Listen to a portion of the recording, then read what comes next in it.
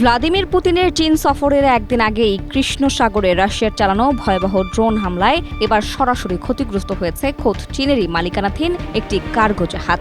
আল জাজিরার প্রতিবেদন অনুযায়ী সোমবার ইউক্রেনের ওদেসা অঞ্চলের দিকে যাওয়ার সময় দুটি জাহাজে এই অতর্কিত হামলা চালায় রুশ বাহিনী।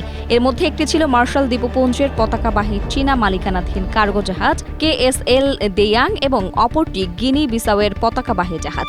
ইউক্রেনীয় নৌবাহিনীর প্রকাশ করা ছবিতে ড্রোন হামলায় চীনা জাহাজটির আগুনে পড়ে যাওয়া অংশ স্পষ্টভাবে ধরা পড়েছে। দীর্ঘ 4 বছর ধরে ইউক্রেনের সামরিক অভিযান চলাকালে রাশিয়া নিয়মিতভাবেই ওদেসা বন্দর এলাকায় বেসামরিক জাহাজগুলোকে হামলার লক্ষ্যবস্তু বানিয়ে আসছে, কারণ এই বন্দরটি ইউক্রেনের কৃষি পণ্য রপ্তানির অন্যতম প্রধান রুট।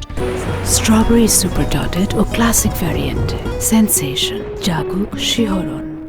তবে এবারের হামলায় চীনা জাহাজ ক্ষতিগ্রস্ত হওয়ার বিষয়টি আলাদা মাত্রা যোগ করেছে। ইউক্রেনের প্রেসিডেন্ট ভলোদিমির জেলেনস্কি ক্ষোভ প্রকাশ করে সামাজিক যোগাযোগ মাধ্যমে লিখেছেন, ড্রোনগুলো ওদেসা একটি চীনা মালিকানাধীন জাহাজে আঘাত করেছে। সমুদ্রে কোন দেশের জাহাজ চলছে সে বিষয়ে রুশদের অজানা থাকার বিন্দু মাত্র কোনো সুযোগ নেই।